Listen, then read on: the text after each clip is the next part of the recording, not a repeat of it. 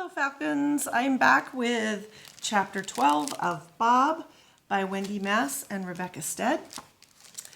This chapter is told from Bob's point of view. Livy laughs too, but only for a second. Then she asks, all casual-like, "Is Philippa still around?" My little green heart is beating so fast. At least, I think my heart is green. Am I an invisible friend? Is that what I am? No superpowers or magic? Is that why Livy's mom couldn't see me? And perhaps more importantly, is there someone else like me? I hold my breath until Sarah answers, "Not anymore, of course." Instead of being disappointed, my heart quickens even more. Does that mean Sarah's invisible friend found her way home? Maybe Sarah knows how to get me home too. Ask her. I want to shout to Livy. Ask her how she got Philippa home. "Oh," Livy says quickly. Duh, of course. She grabs a cookie from the plate.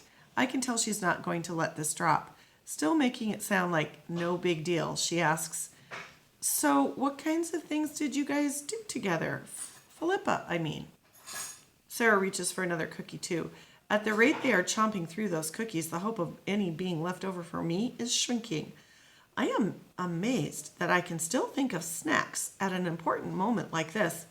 But there you have it. "Well, one time you came over and we all had a tea party." Livy stops chewing. "I brought my invisible friend over to your house for a tea party?" Sarah shakes her head. "No, it was only the three of us. You said yours wouldn't want to get dressed up and pretend to drink from little cups." I have to smile. Livy always looked out for me. "Though I bet he'd look pretty cute in a tutu," Livy says rather loudly. Clearly she knows I'm eavesdropping. "If you say so," Sarah says, then adds, "I haven't thought about Philippa in years." What happened to her? At the end, I mean. I know Livy's face so well that even though her back is to me, I know she is holding her breath right now. This is it. This is when I find out how I'll get home. I press my eye right up to the crack and hold my breath too. Sarah shrugs. "I got bored of pretending to see her, I guess." "Oh," Livy says. It's a sad "oh." Sarah's invisible friend wasn't real. Not in the same way I'm real. I feel foolish and slump down to the floor. Unfortunately, I land squarely on the mast of the pirate ship, then jump back up with the Lego sticking where the Lego shouldn't stick.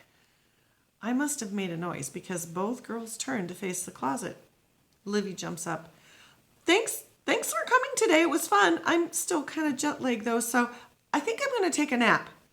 "Okay," Sarah says, standing up from the rug. Livy looks all around the room and grabs one of those creepy dolls. "Do you want to borrow Abigail? I'm sure my mom won't mind." "No, thanks," Sarah says, and I think she's finally going to leave because one hand is on the doorknob. But then she says, "Do you want to hang out later?" "I can't," Livy says. "I'm making a cake with my grandmother now that the baby is out of the house." Then they leave to walk downstairs, and I come out of my closet and sit on the edge of the bed. Only crumbs are left on the cookie tray. Why am I not surprised? Livy comes back in and closes the door and flops on the bed. "I think you need a larger chicken suit. That one's like 5 times too small for you now." Before I can argue that no one taught me proper laundry techniques, she reaches under the pillow and pulls out a cookie.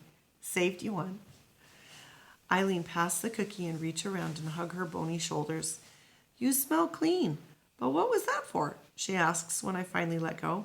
"For the cookie. For not making me go to a tea party. For tape recording stories for me to listen to even though I never got them."